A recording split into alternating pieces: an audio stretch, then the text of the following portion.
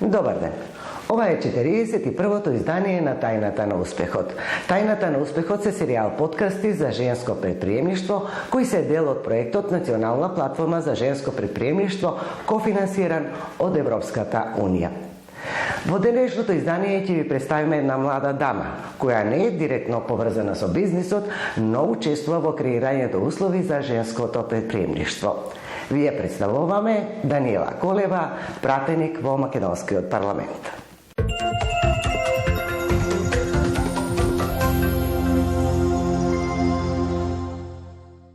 Започнавте кариера како професор, продолживте во политиката.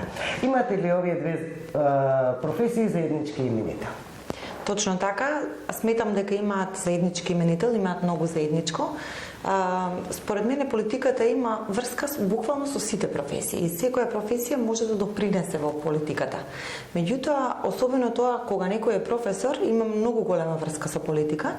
Најпрво би го истакнала делот со пренесување, односно доловување на одредени ситуации, на одредени мерки и политики и начинот на кој што може да се пренесат. Знаеме дека како професорите што можат да умеат да пренесат знаење или некоја одредена вештина, на тој начин и политичарите го правиме на многу сличен начин, го пренесуваме на луѓето она што го работиме и го правиме на најдобар можен начин.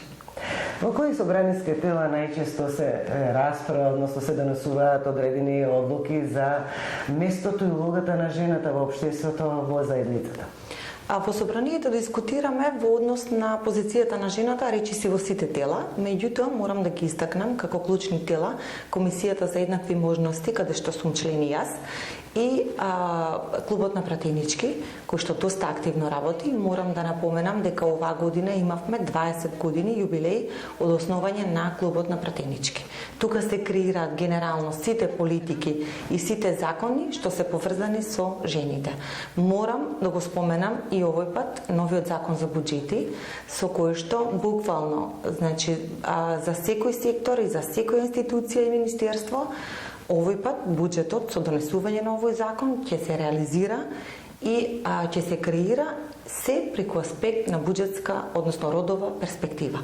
Значи, во секој дел ќе биде опфатена родовата перспектива. Ова е многу револуционерно и за прв пат се случува во нашата држава. Одлично, тоа е она како треба да изгледа и она што треба да се случува во иднина. Но какво е вашето лично искуство? Како вие како жена напредувавте? Дали тоа фактот дека сте жена ви помогна во остварувањето на кариерата или ви одмогна? Да бидам искрена, не ми помогна многу. Зошто? Затоа што како жена морав 3 пати повеќе да се докажувам, 3 пати повеќе да работам, за да можам да стигнам до таму каде што сум сега. Односно, веројатно за да ве сватате сериозно. Така. На самиот почеток, за да може кариерата во нагорна линија да тргне, мора многу работа, многу труд, но сепак ми е мило што сум овде каде што сум, затоа што сметам дека наша општествена одговорност и на секоја една жена е да се вклучиме на секаков можен начин, таму каде што може да ги менуваме сите работи. А политиката сметам дека е токму тоа место. Родовото и семејното насилство се уште се честа појава во нашата заедница. Кои се причините за ваквата појава и со што треба да се делува и со што се делува и од политички аспект за намалување на оваа појава? Така, секако дека се појава честа во општеството, меѓутоа покрај законската регулатива која што се донесе последните 2-3 години, имаме донесено неколку закони за заштита и превенција од семејно насилство и родово базирано насилство. Отворени се шелтер центри низ нашата држава во неколку градови, советувалишни центри. Меѓутоа, најважната работа на која што сме насочени за да се намали семејното насилство е заекнување на позицијата на жената на секаков можен начин. Особено е важен економскиот аспект, затоа што знаеме дека жена која што финансиски не е стабилна, нема да може да го даде првиот чекор. Првиот чекор е, според мене, и тоа што го гледам од разговори и од мои анализи, препознавање, односно детектирање на тоа насилство. Ние прво имаме проблем што жените не го детектираат насилството. Кога веќе ќе го идентификуваат како насилство, треба да се охрабрат да го пријават. Како ќе го пријават? Многу е важно институционалната поддршка.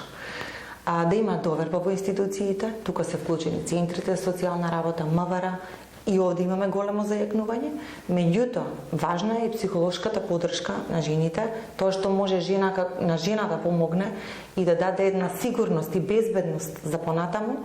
Значи, голем дел на аспекти се важни, работиме многу, но клучно ќе го кажаме за економското зајакнување, односно зголемување на вработеноста на жените.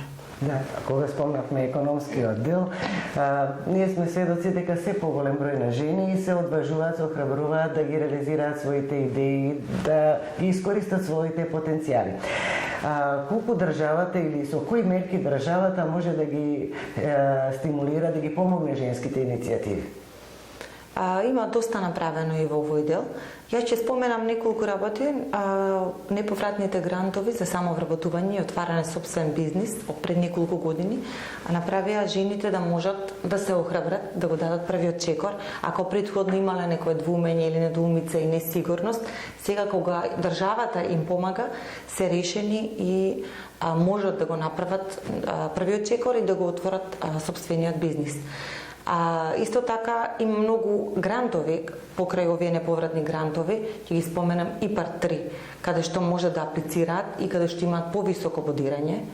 Ќе споменам породилното отсуство за жените земјоделки, кое што исто така е за прв пат воведено, но сега ќе биде еднократна исплата на 81.000 динари, меѓутоа сега во моментот се креира и закон со кој што ќе може трајно решение да имаат и здравствено осигурување и породилно осигурување. Од секој можен аспект се помага на жената за да може да понатаму зајакнува економски. Многу е важна поддршката од државата, но какво е вашето мислење и за помош, односно поддршката што ја даваат женските организации? Еве, например, Националната платформа за женско предприемништво во делот на размена на искуства, контакти, поддршка, наоѓање извори за финансирање на или развој на бизнисите што ги создаваат и креираат жените. Би рекла дека не само што е важно, понекога што е и пресудно. Националната платформа и одредени други здруженија, поддршката која што ја даваат, е одскочната даска во првиот момент која што ќе дозволи таа жена да се охрабри да продолжи понатаму. Меѓутоа, и да започне понатаму, потребни се одредени вештини и знања од економски дел, од маркетинг и од најразлични, во кои што е неопходно споделување на искуства. Е неопходно добивање на одредени информации. Јас имам сретнато голем број на жени кои што лично мене ми ги поставуваат тие прашања и јас секогаш помагам колку што можам. Да ги насочувате на вистинската адреса. Точно така. Меѓутоа, Националната платформа и сите други здруженија нудат таква голема поддршка, конекција на тие жени, поврзување и најважно од се здружување. Кога се здружени, буквално во секој дел ќе можат да се зајакнуваат и понатаму да прераснат и во уште поголеми бизниси. Сведочиме на тоа колку жените се присутни, колку се собственици на своји бизниси и на чело на компании, на поголеми компании решаваат политиката на самата компанија. Веројатно во текот на вашата кариера имате ситуации, моменти кога преголемиот притисок ве поколебува во неодредена ситуација. Кој ви е тогаш најголема поддршка? Семејството, пријателите, децата? Секогаш семејството, морам да признам, затоа што најголемата поддршка од самиот почеток ја добивам од дома. И колку и да понекогаш е тешка оваа работа во смисол активности, поголем број, мора секогаш, барем јас сметам така, да се одредуваат приоритетите. Приоритет број 1 и таму од каде што ја добиваме поддршката е семејството. Меѓутоа и за други работи понекогаш ми е тешко, но мора на некои работи да дадеме приоритет.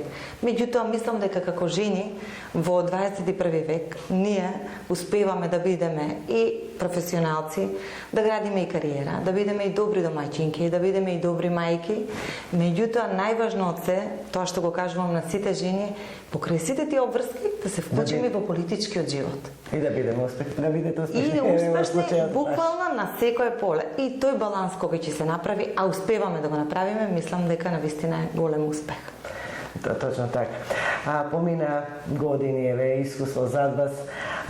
Да постои време, што би порачале на младата Даниела на почетоците на низината кариера? Искрено многу размислував за ова. Би порачала сама на себе во помлади години да бидам многу похрабра, затоа што гледам дека за некои работи што сум се двоумела или не сум имала доволно храброст на помлади години, сега од оваа гледна точка не би се двоумела, би била порешителна, би се охрабрила, а истото им го препорачала и на сите околу мене. Кои се плановите за наредниот период? Наредниот период би сакала да продолжам со мојата работа, уште поактивно. Гледам да сум присутна и во мојот роден град, гледам да сум присутна и во собранието, гледам да одговорам на сите повици, на сите барања, но сметам дека најважно од се човек никогаш да не престане да учи и да се надоградува. Тоа е случајот и со мене, значи и предходно и сега тоа било дел од и мојот карактер, и мојата желба.